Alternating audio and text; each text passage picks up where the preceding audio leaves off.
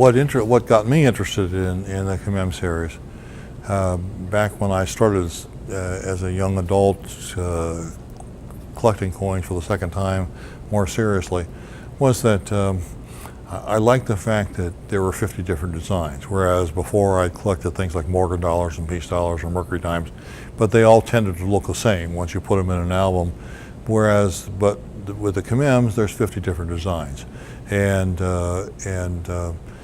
to me, the Commem series was interesting because there was a story behind every design, and there was a history, and there was the art that went into the designs, famous engravers and sculptors. There was low mintages. I mean, I grew up thinking that a 1909 SVDB was a really rare coin because they only made 900 and some thousand coins.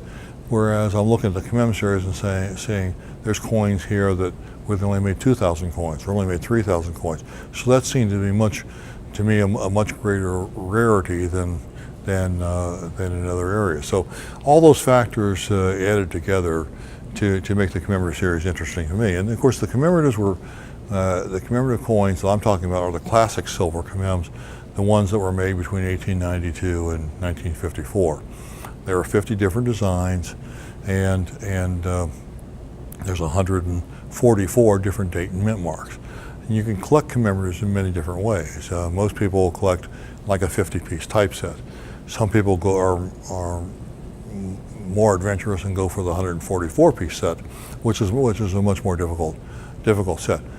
But there are also ways you can collect within the Commem series. There are people that collect the Civil War issues, Antietam, Grant, Lincoln, and Gettysburg, and coins like that.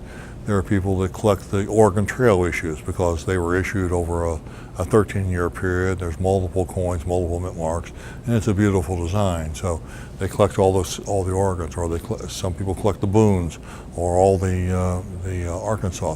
So there's many ways you can collect Commems, which is another interesting. But the nice thing, as I said, about the Commem series is that it's a very artistic series. Many of the coins would rank among the most beautiful U.S. coins ever made.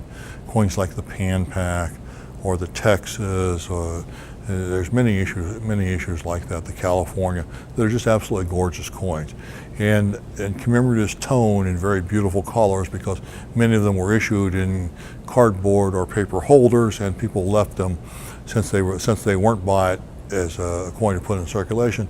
People bought them and left them in their original holders for many years, which caused many of them to take on very attractive toning. So there's a lot to like about Commems. And the other thing I like about Commems is that you can collect commemoratives on almost any price level.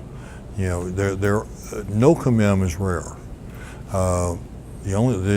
There are expensive Commems, but there's no rare Commems. Virtually any reasonable budget can afford any of the Commems in the 50-piece series. Where the high price coins are not because the coins are really rare, it's because of the quality. So it's the rarity factor is totally a function of how high do you want to go on the quality scale. So you can buy an issue, almost any issue in Commems, you can buy a coin for $100 or $200 on this end, or you can pay $10,000 on this end, and you can buy anywhere in between. So it fits any budget. There are, when I sold my Commem set, I had I received over $1 million for my commemorative set. But it, has stood the test of time. People still tell me today, 21 years after I sold it, that it's the finest Commem set ever built. Well, I'm not going to sit here and try to make that argument, but the point is that, you don't have to be a millionaire though to build a nice Commem set.